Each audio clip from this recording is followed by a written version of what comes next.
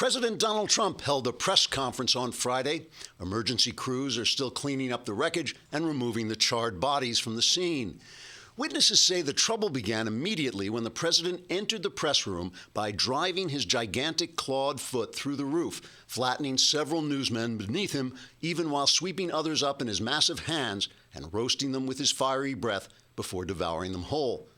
The tragic, blood-soaked scene of carnage in the aftermath featured journalists with their credibility destroyed and their careers reduced to irrelevance, and caused many members of the American public to laugh uproariously, clinking their beer cans together in a heartfelt toast at the sight of justice being done. But journalists complained that this only showed the mean-spiritedness of Trump supporters who had no compassion for innocent journalists whose only fault had been to lie every minute of every day for the last 16 years. Reporters who survived the presser complained that the gigantic beast-like president ranted and raved against them in an un-American manner by accusing them of using such biased terms about him as rant and rave and un-American, which of course they would never do.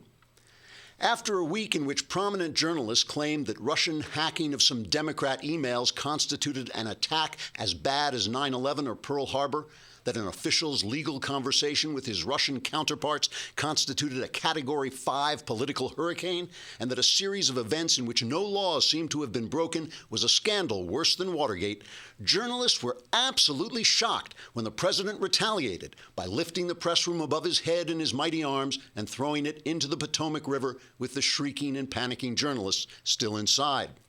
As one wounded reporter managed to whisper as he was carried out of the rubble on a stretcher, quote, "Just because we hate this president and lie about him and purvey fake news, that's no reason to say we're hateful, lying purveyors of fake news." Or, okay, maybe it is, but the First Amendment says no one can criticize us. At least that's what someone told me, unquote. The journalist later died on the operating table from complications of stupidity. After what reporters are now calling the Great Press Conference disaster, President Trump continued to rampage through the streets of the Capitol, crushing several bureaucratic and intelligence agencies underfoot while swiping fighter jets out of the sky where they had been scrambled in a useless attempt to stop him. Government workers, fearing the loss of their well-paying and largely useless jobs, ran shrieking through the streets, as did scores of elderly Japanese people who turned out to be the surviving extras from the 1961 movie Mothra. Finally, with the entire capital city in flames, the president stomped back to the White House, ripped the wall off the Oval Office, and returned to his desk. After a shocked public watched Washington, D.C. crumble into scorched dust, Trump's popularity rose 27 points. Trigger warning, I'm Andrew Klavan, and this is The Andrew Klavan Show. I feel hunky-dunky, life is tickety. Birds are winging, also singing hunky-dunky-doo. Ship-shaped, ipsy-topsy, the world is zippity-zing. It's a wonderful day, hurrah, hooray! It makes me want to sing. Oh, hurrah, hooray! Oh, hooray, hurrah! All right, it's President's Day. It's actually, that's a stupid name for this holiday. It's Washington and Lincoln Day, right? It's not James Polk Day, or it's not Millard Fillmore Day. It's President's Day. It's Washington and Lincoln's Day, and we'll be talking about our president and taking a look at him. We've survived the storm here in California, which blew down a tremendous tree blocking my road. It was an amazing storm. And we have cultural correspondent Michael Knowles, who actually won a prize for the first time all these prizes I made up for him, he actually won a really good one. And we'll be talking about that. And meanwhile, there have been studies recently that show that listening to the Andrew Klavan Show is a gateway drug to more dangerous things like cocaine and alcohol. You start listening to the show, and then you love the buzz that you get from it, and pretty soon you're using all kinds of terrible things. So you can't drive home, and that's why we advertise Lyft on this show. Lyft, L-Y-F-T. You get the app on your phone. In about 3.5 minutes, you can call a car to drag you back from whatever horrible orgy you've been at after listening to the show. You start out listening to the show, you don't know what happens. You wake up, you don't even know where you are or who you're with, and she's dead, and it's really terrible. You need a car to take you back. Then Lyft has a 10-point safety standard where they test their drivers, so it is a creepless zone in a Lyft cab. It gets 5-star ratings, and every every driver is rated, so it weeds out the bad ones. And as always, we give you free stuff. I mean, this is the amazing thing. Right now, Lyft is offering our listeners a special deal. You get 3 free rides, up to $10 each. That's up to a $30 value if you go on the app and you enter the promo code Klavan. Now, you may say, how do you spell Klavan? I don't know. Oh, wait, yes, I do. It's Klavan. Put that in. You will get 3 free rides for up to a $30 value. Just download the free Lyft app today and enter promo code Klavan in the payment section. You'll start with 3 free rides up to $10 each. That's up to a $30 value. Listen, I know that listening to this show has probably destroyed your life, but at least you won't get in a car accident on the way home if you go on your Lyft app and put in the promo code Klavan, enter the promo code Klavan, and then after that, go to your meeting and see if you can get over it.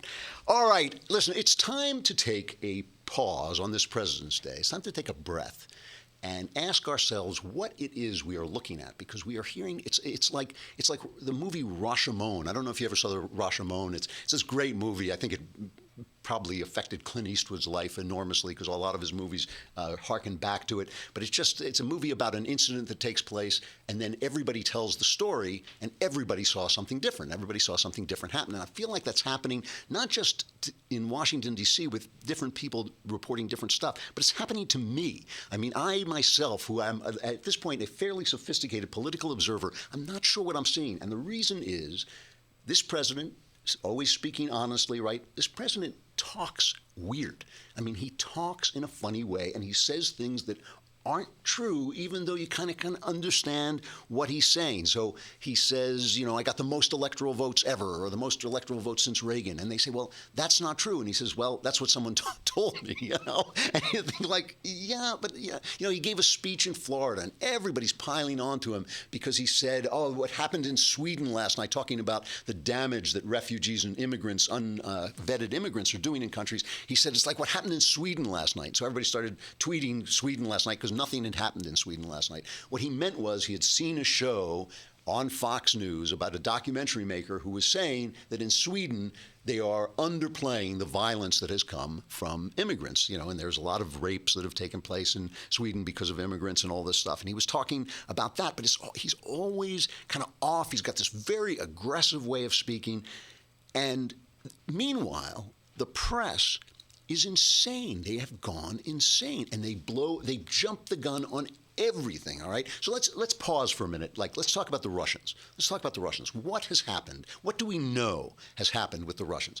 We know that the DNC had its emails hacked, and the intelligence agencies say it was the Russians.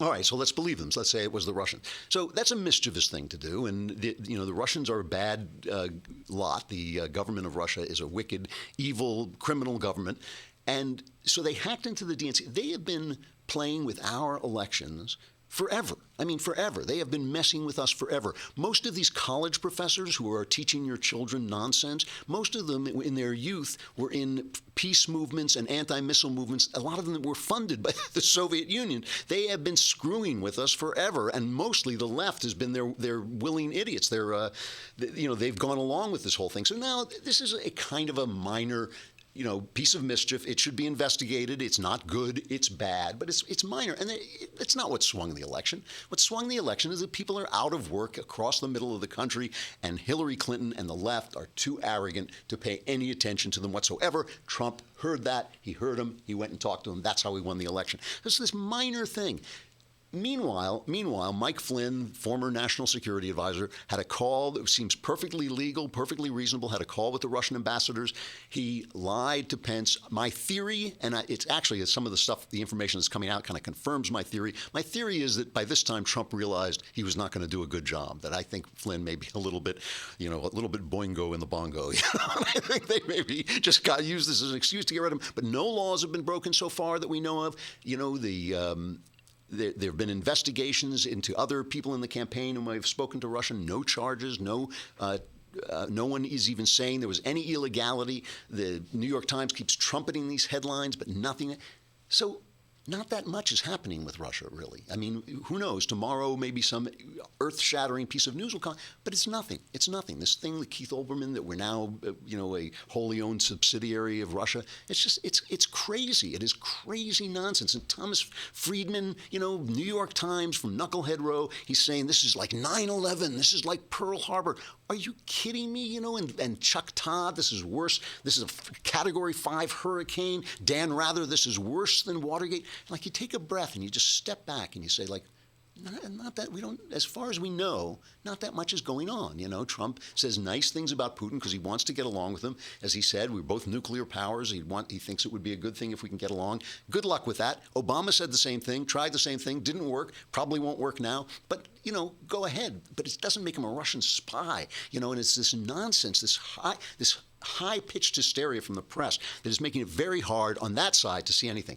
Then on the other side, you have Trump, and he talks in this funny way, but think of what he's done so far. I mean, he's picked a great justice for the Supreme Court who will, and look, you can't get rid of how we got here. We got here by voting for Trump against Hillary Clinton. This means that our First and Second Amendment rights may be safe for another generation. I mean, it's a big deal. His appointments have been good, with the exception of Flynn. Rex Tillerson is good. Mad Dog Mattis seems to be good. The Attorney General Jeff Sessions, very good. These are really good people, and he's appointed people to the agencies, which he said he would do, who are suspicious of the agencies. Scott Pruitt at the EPA, Betsy DeVos at Education. These are people who are suspicious of the agencies they are sent in to run, which is part of what he said he was going to do, that he was going to return power to the people. He's frozen federal hiring. He's had a new rule about regulations that you have to get rid of 2 if you want 1. I mean, this is all, and he's righted relations with Israel, our ally. So 2 big errors that he seems to have bobbled the ball on this executive order banning travel, and he's trying to rewrite that. And Michael Flynn seems to have been a bad appointment, and he's resigned. What's the big deal? What is the big deal? I mean, where is the fascism coming from? Where is the authoritarian? I get it. He talks in this funny way. So let's take a look at this press conference on Friday, because it was kind of like the greatest show on earth. I mean, it was fantastic. So we go into this press conference. Remember this, there's no getting around that we go into this press conference. As we enter the tunnel of the press conference, the press is like, it's the biggest scandal since Watergate. It's the Russians are coming. The Russians are coming. This is terrible. And Trump isn't calling on us. He's not calling on the people who will ask him the tough questions. Trump gets up there for an hour and talks to, I mean, he almost called me up at home. He talked to everybody. He let everybody talk. And we come away, and where's the Russia story? I mean, it was a work of genius. It was a work of artistic genius. Here's his response to the Russian thing. Speaking for myself, I own nothing in Russia. I have no loans in Russia. I don't have any deals in Russia. President Putin called me up very nicely to congratulate me on the win of the election. He then called me up extremely nicely to congratulate me on the inauguration, which was terrific. But so did many other leaders, almost all other leaders from almost all other countries. So that's the extent. Russia is fake news. This is fake news put out by the media. So unless, like, he pulls off his orange hair and he's really Boris Badenov from the Rocky cartoons, he's like this Russian spy, like a Smersh from the James Bond. Unless that happens, they got nothing. They got nothing on the guy. So I'm saying he's got this weird tone. He's got this weird way of talking. Sometimes I look at him and I think, is there something wrong with him? Is he tracking? He says this stuff. Then they come after him. The big complaint they had is he won't let us ask. He won't call on people who will ask him about the real story of the day, Michael Flynn. That's the real. So they ask him, and here he is on Leaks, number 2. When I was called out on Mexico, I was shocked because all this equipment, all this incredible phone equipment. When I was called out on Mexico, I was really, really surprised. But I said, it doesn't make sense. That won't happen. But that wasn't that important to call. It was fine. I could show it to the world, and he could show it to the world. The president, who's a very fine man, by the way. Same thing with Australia. I said, that's terrible that it was leaked, but it wasn't that important. But then I said to myself, what happens when I'm dealing with the problem of North Korea? What happens when I'm dealing with the problems in the Middle East? Are you folks going to be reporting all of that very, very confidential information, very important, very, I mean, at the highest level. You're going to be reporting about that too? So I don't want classified information getting out to the public. And in a way, that was almost a test. So after talking about Flynn and saying Flynn's a good guy, he turns the narrative around and he says, this is really about these leaks and you guys are endangering people. And then the attack on the press begins. And this is really, really something. But if you're on Facebook and YouTube, you got to come over to thedailywire.com to hear it. If you subscribe at thedailywire.com, you can watch it and you can be in the mailbag, which is warm and cozy.